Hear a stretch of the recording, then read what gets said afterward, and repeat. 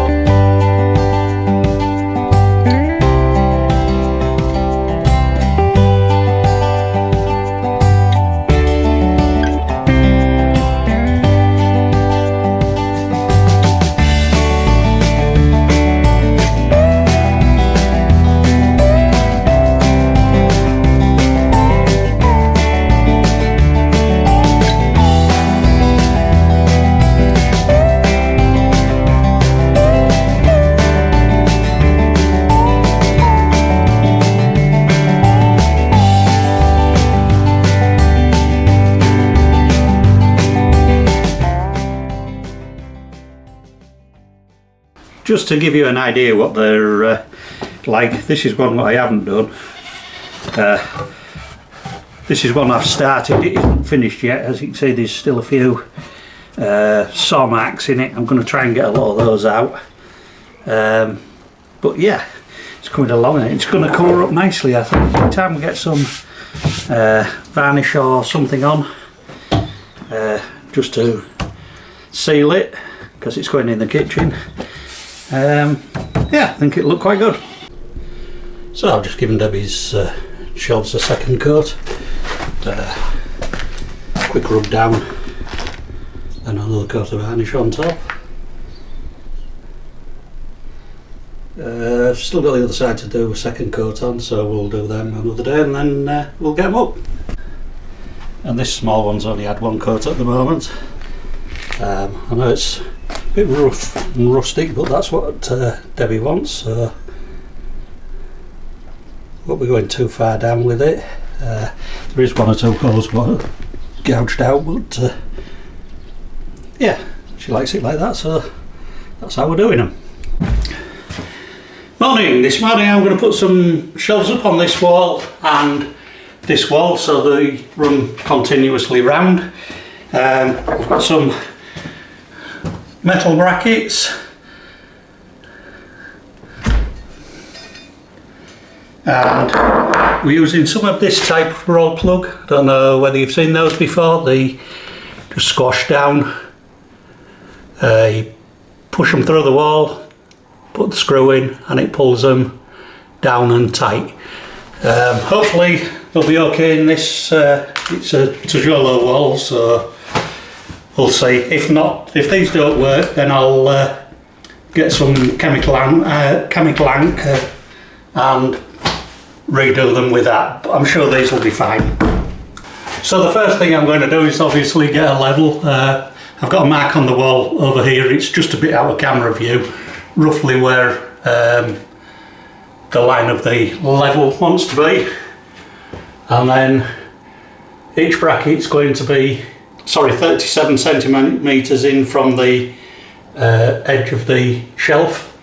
So I'm going to mark that on the wall in two places, put the brackets on and then put the shelves on and screw them on. Doing it that way because the shelves are quite heavy to hold up and then drill later. So we'll end up with the brackets up like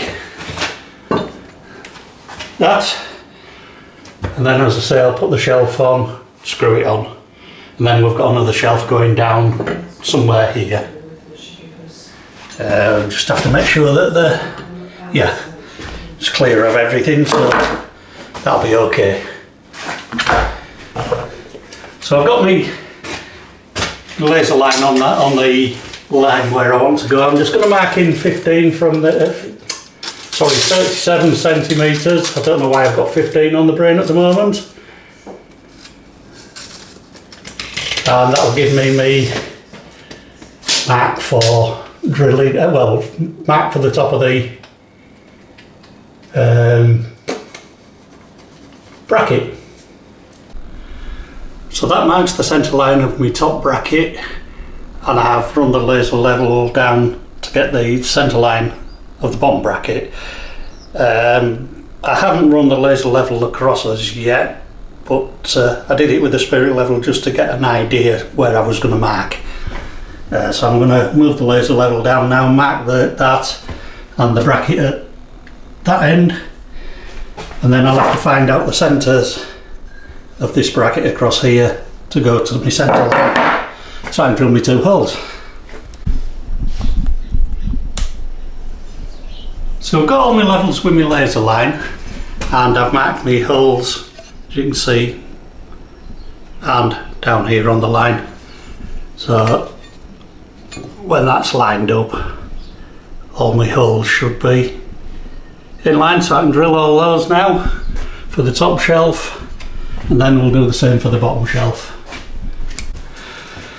So that's one set of brackets up and the shelf just on loosely. I've just put a screw in the front just to hold it down so I get a line for doing this one, and I've fitted these two brackets. So just put that up there and it should, with a bit of luck, all mate up.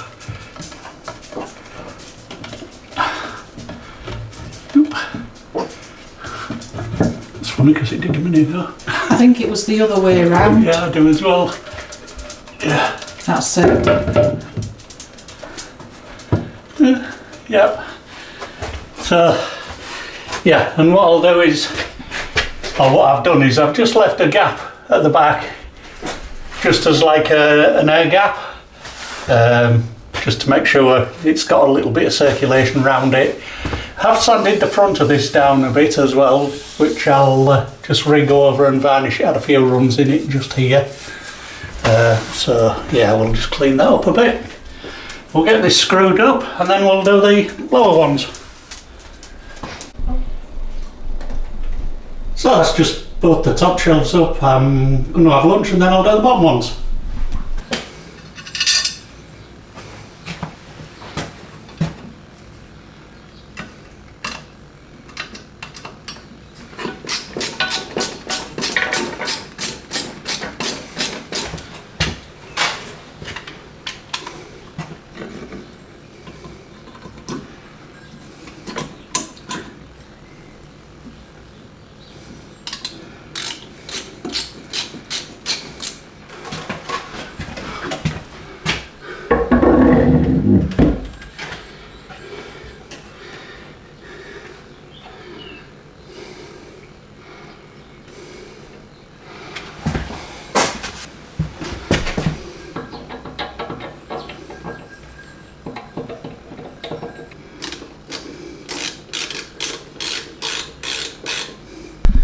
that's that one up and level. So we've just got that little one in the corner to do. So that's both shelves up. I'm sure Deb, you'll be quite happy with them. The front up here to just re-varnish a little bit where I rubbed down a couple of runs, so take care of them and then they're all ready for Debbie to use.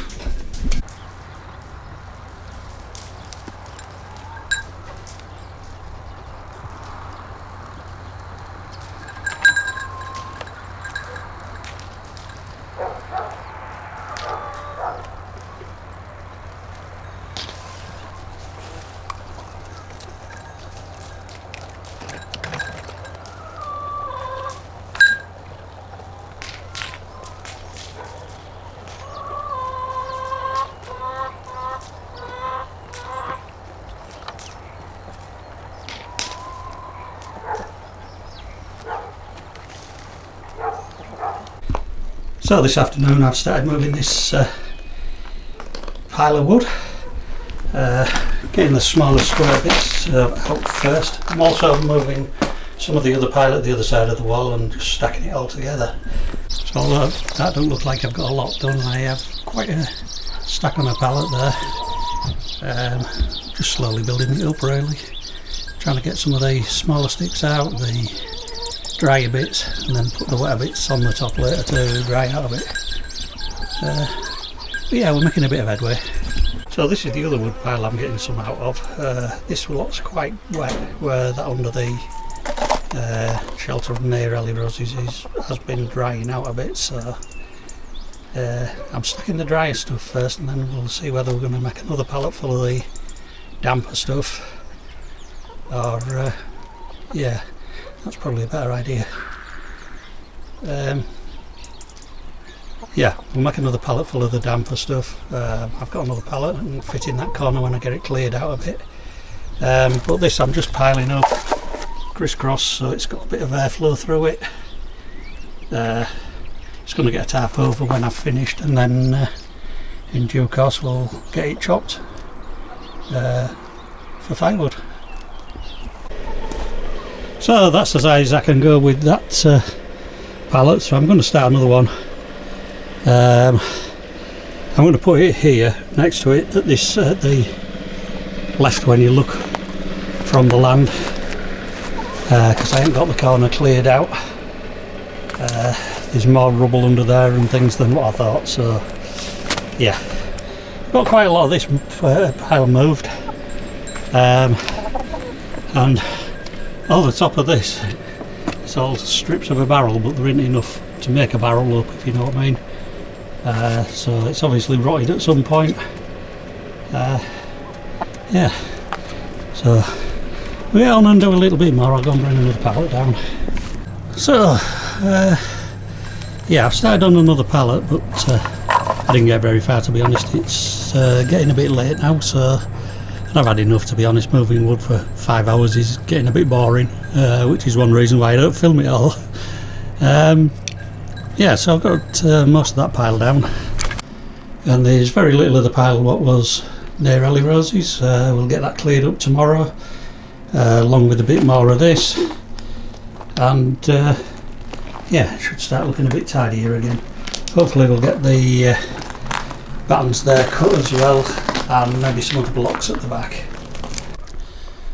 So that's most of my wood from down here stacked. As you can see, there's sort of gaps in between it. It's a bit of a Jenga pile, but as long as I can get it covered when if it rains or anything like that.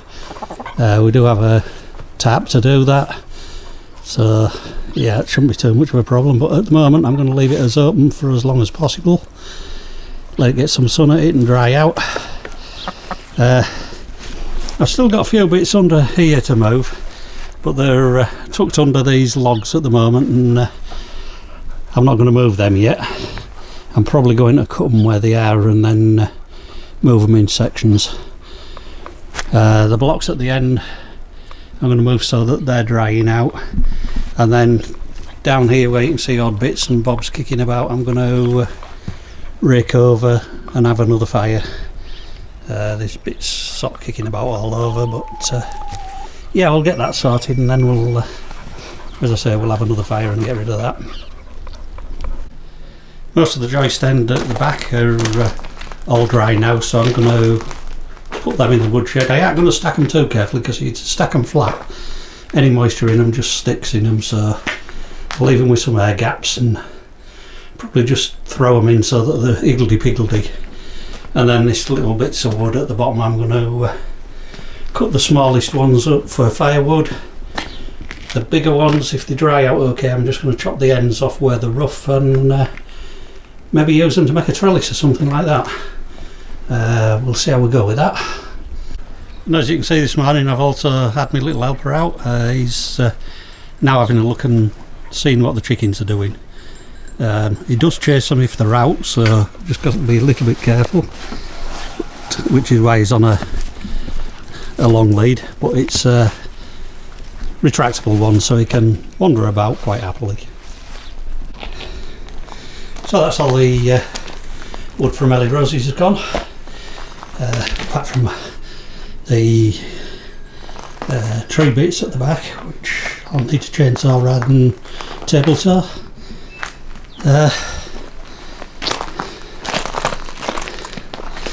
And that's some of what I've stacked up. All the little bits around the side here, and the pile at the back, so what I've got this afternoon. So it's my turn this week to try a new recipe, and I've decided to try and make a meringue in the air fryer. Apparently you can do it, so I'm going to give it a go. The first step is to separate out 4 egg whites. And I am terrible at this process.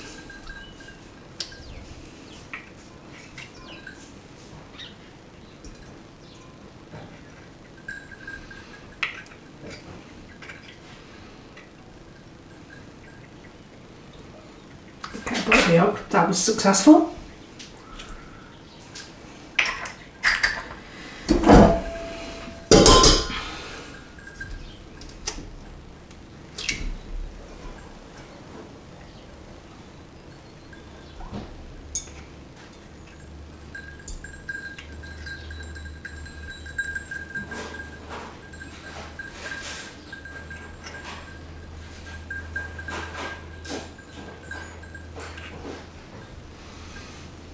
That's 2 yolks. And onto 3.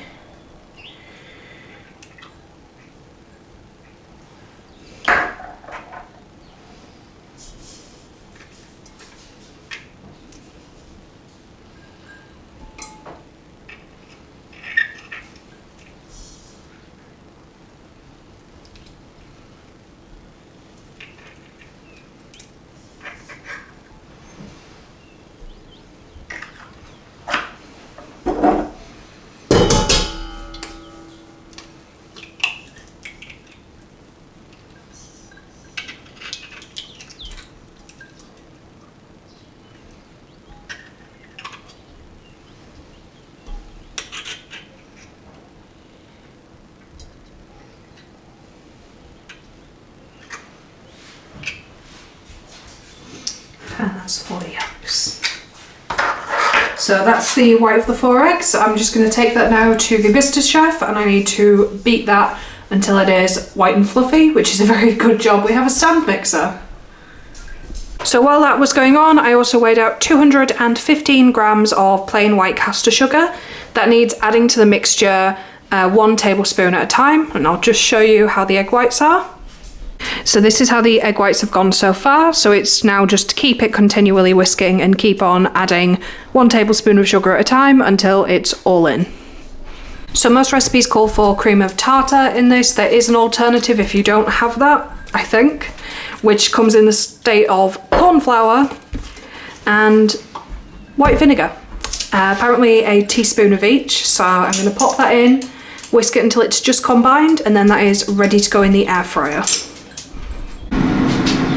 So that is the meringue mix all done. It's just a case now of plopping it on this spare sheet of greaseproof paper and then popping that into the air fryer for 30 minutes at 120 degrees Celsius. All being well, it will turn out good. If not, we'll still eat it.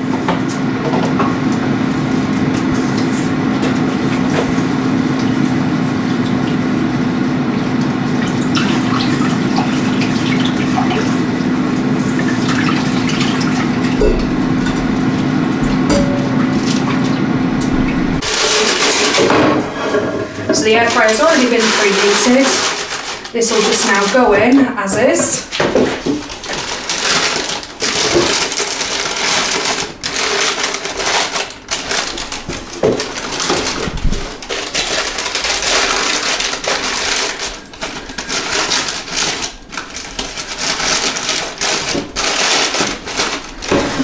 And that'll stay in for half an hour. So that actually took about 35 minutes on 120 degrees Celsius. So that now gets left for 20 minutes just as is in the tray to start its cooling process. After that it gets taken out and left to fully cool, more or less. So I will check back in on it in 20 minutes. So this is the meringue just out of the air fryer. We're a little bit impatient, so we have taken it out a bit sooner. But just to help it cool off a bit faster. So we'll now leave it out here just for a little bit while it cools off a bit more. So it's nice and crispy on the outside and nice and soft on the inside.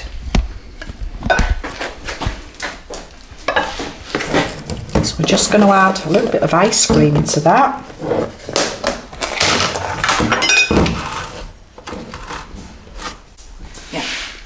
Scoop of ice cream, a nice piece of orange.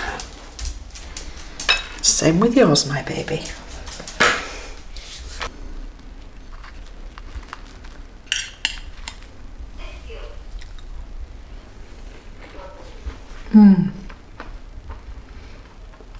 That is very nice, Sally Rose.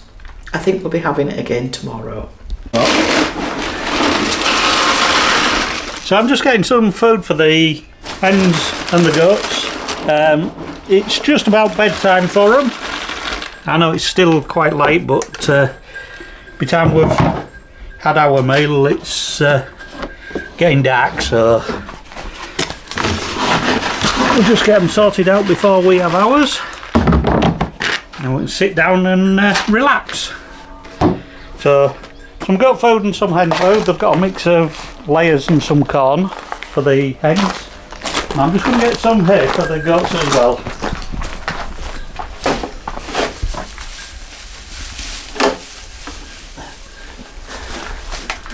They're out on grass, so they don't get too much hay at the moment. The other food makes it easier to get them in. Mabel's a bit of a bother, so it just makes it easier. Just let the hens out for a bit for have a wander while I get the goats sorted.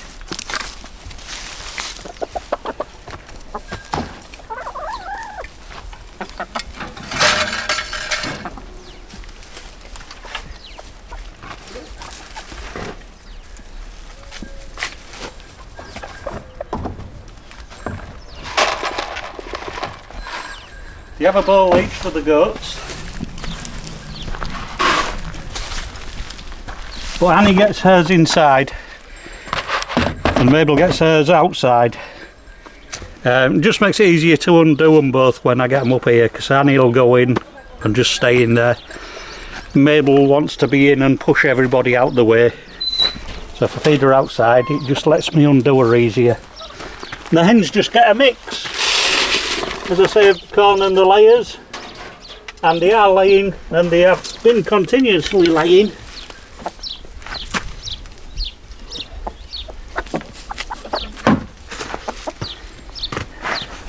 So we tend to get 3 eggs a day, which is quite good off 3 hens, and we have done nearly all the way through winter. I'll just put them in there to take in later. And now I'll go and get Mabel and Annie. So I get Annie first. She'll walk up, go in her pen, let me undo her, and then she'll go right in. Mabel, if I take her up at the same time, tries to push Annie out the way and steal all the food, and won't let me undo her. She pulls all the time. So I put the food outside for Mabel, and well, you'll see.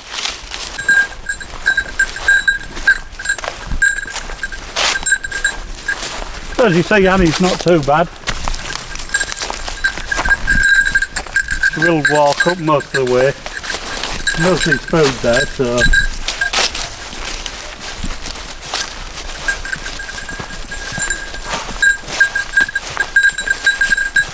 come on.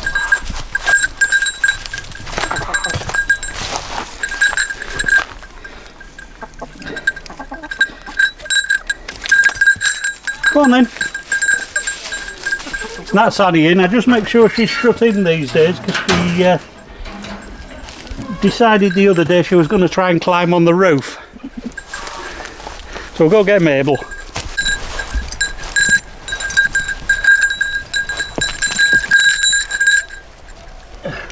Mabel likes to try and be boss and go where she wants to go, but obviously that can't happen.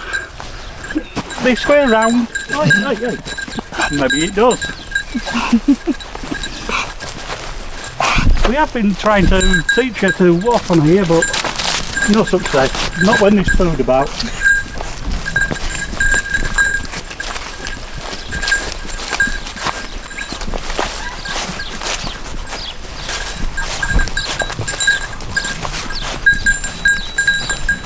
Okay.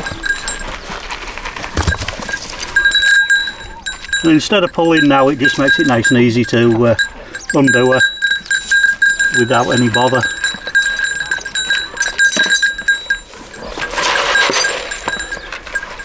You've got your own in there.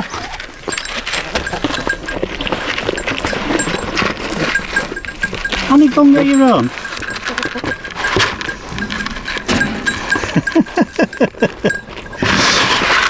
How about this?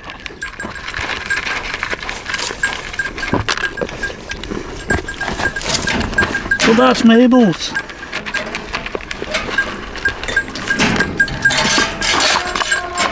No. Let's get yours. Look, in there.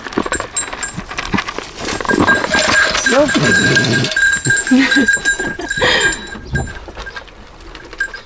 Annie's decided she's finishing Mabel's off. Mabel's decided I'm having the hay. So she's at the back having hay. That's it. Off you go. So, now we'll try and get the ends in. Sometimes they're okay. Nope. Come here. Sometimes they just mess about and run off. So that's pretty good. So, I don't know which two these are. That is Yoko. And this one is Henrietta. They go and get some food. Just shut the gate while I get the other one. Which means Dora.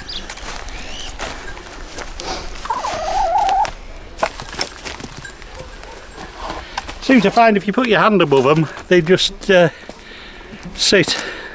They squat. Yeah, they squat, which makes them easy to pick up. Henrietta sometimes decides, no, I'm not having that, and runs. Well, she was good tonight. Yeah. Go on back in and get that torn. Go on.